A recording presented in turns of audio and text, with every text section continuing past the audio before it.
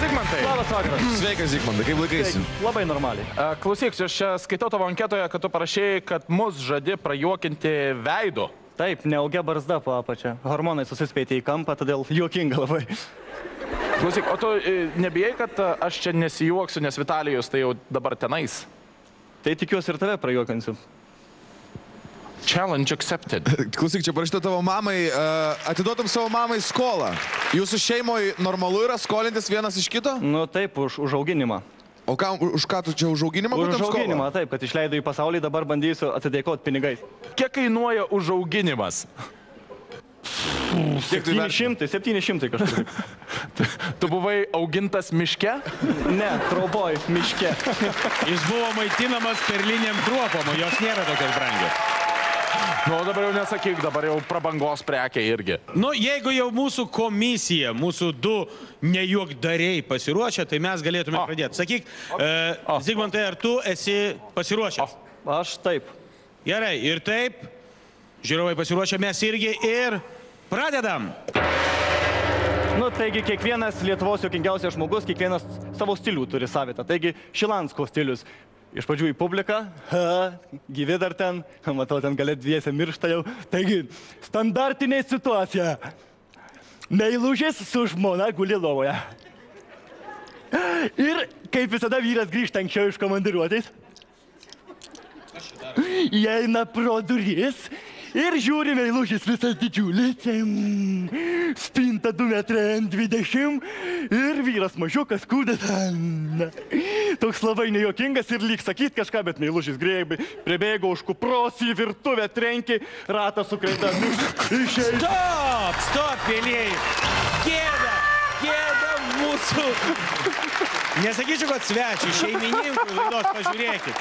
Sėdėjęs, suraukęs veidą tiek laiko, aš jau kentėjau, galvojau, gal susikaup, bet kažkaip ant Šilansko prarovė. Ir man visą laiką įdomu yra, kaip Raimundas mato pasaulį, nes mes matome pasaulį vienokius žmonės, o jisai visus mato tokius. Šiauriai pašalai. Šanoris labai gerą parodė iš tikrųjų. Žinok, aš viduje labai jokiausi, bet kadangi neturiu pinigų ant pietų, negalėjau pralošti Justui. Užtat Justas turi pinigų, nes galbutės paskola žiūriu iš mano kišenėlės. Jeigu jūs, gerbėmieji, komisija susikaupė, man belieka tik paklausti Zigmanto, ar tu imsi antrą minutę? Tai taip. Tu pasiruošęs? Ok. Ir taip, komisija pasiruošus, mūsų dalyvis pasiruošęs. Antroji minutė. Važiuojam. Antras bingelis, filosofas.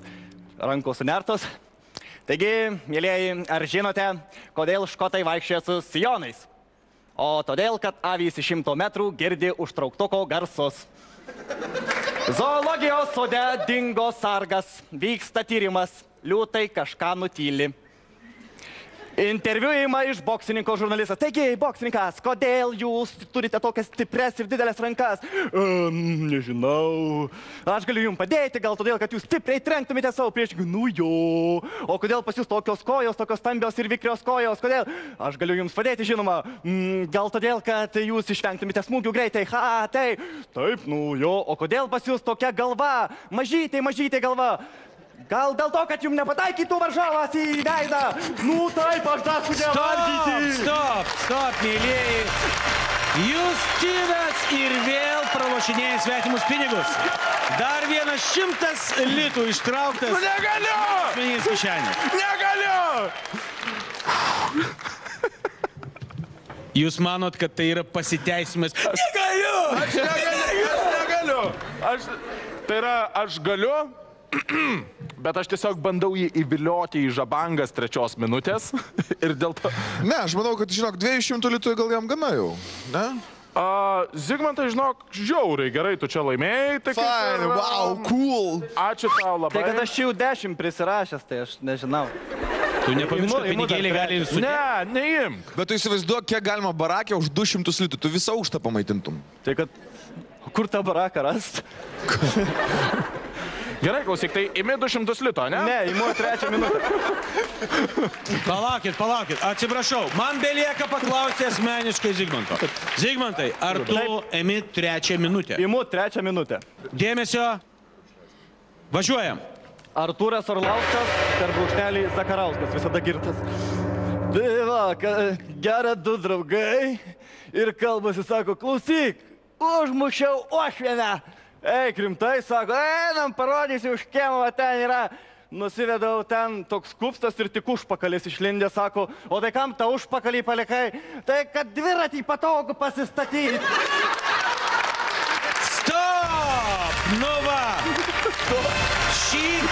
Šį kartą Justinas vos susilaikė, bet jo kolega, kaip sakant, dar šimtuką iš mano kišenės ištraukė ir drėptelėjo prieš Zigmo kojas. Aš, Vitalijau, šį kartą iš viso sėdėjau lediniu veidu. Praktiškai lyg botokso pripumpuotų. Ypatingai toje vietoje, kada buvo pasakojama apie užpakalį. Užpakalis yra juokingas. Taip ir atrodė.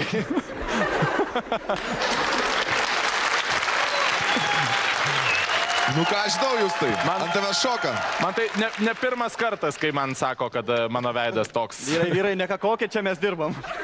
Aš suprantu, kad Lietuvoje humoristų yra ribotas kiekis, todėl aš privalau paklausti, ar dar liko nors vienas, kurį dar įmanoma parodijuoti. Liko.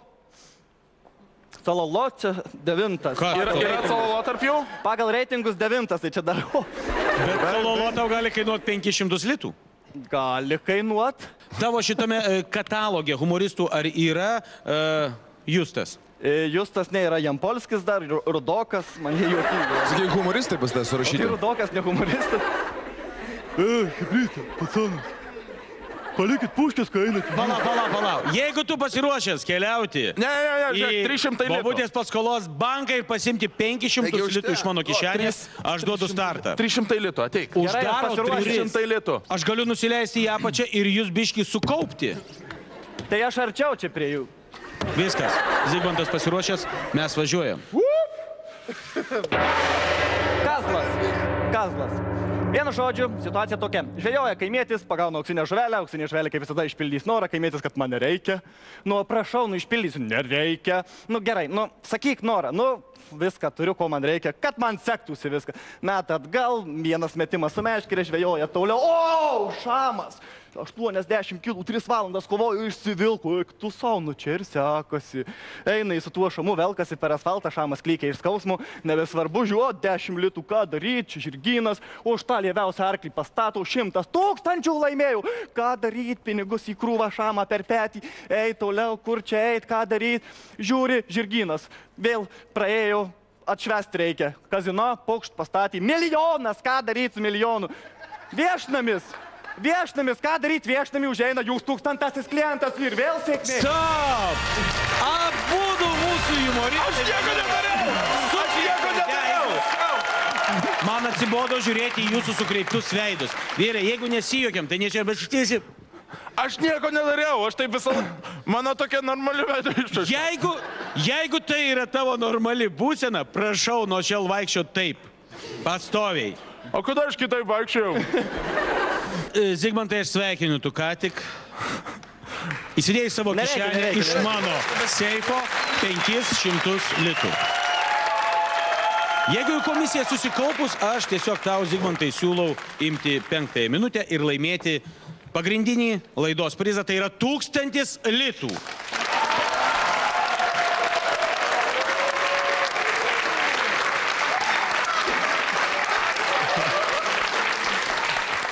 Tavo sprendimas, Zigmantai. Imu. 500 litų ar 5 minutę? 5 minutę. 5 minutę. Žiūrovai pasiruošę. Komisija irgi. Zigmantai, važiuojam.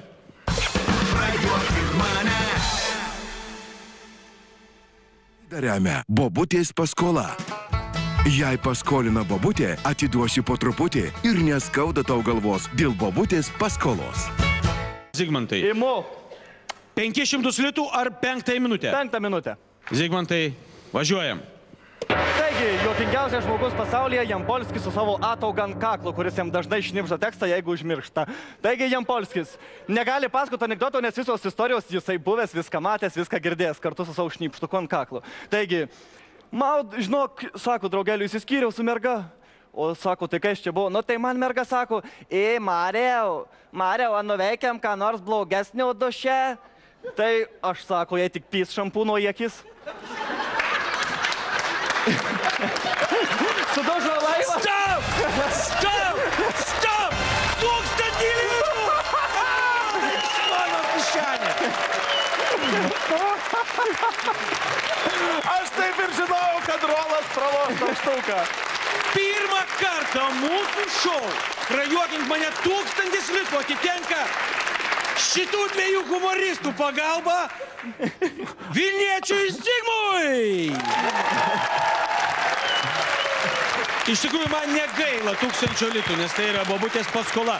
Bet buvo už ką mokėti. Aš iš tikrųjų anksčiausiai už juos visus prasijuokiau. Netgi čia sėdėdamas aš jau dar dirbau savo darbą. Tai buvo labai stipru. Visi žinokit, tai buvo stipru. Šampūnas į akis. Pabandykit ir jūs. Valio!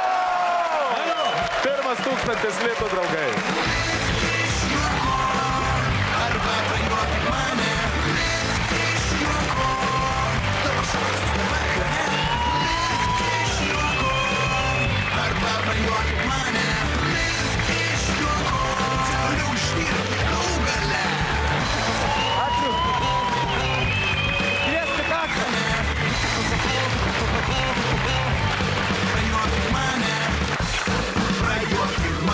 Tai laimėjau 1000, mamai sakiau 700, žadėjau už auginimą, tai dar 300 likt, gal žieminius batus nusipirksiu.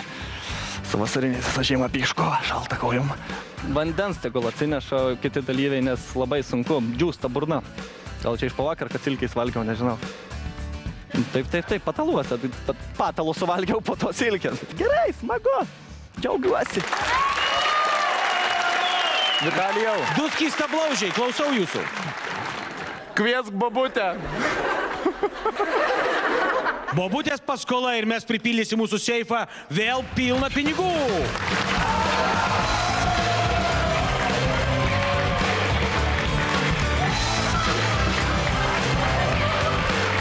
Ačiū, bobutė. Dėkui.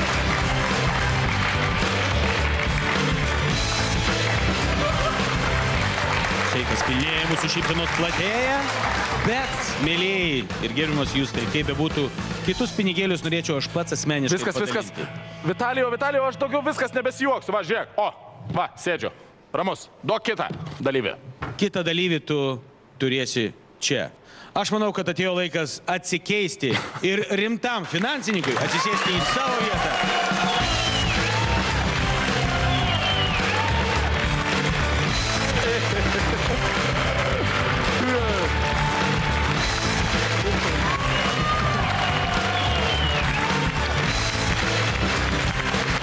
Vitalijus Saulo mano, kad jo pinigai jau yra saugus.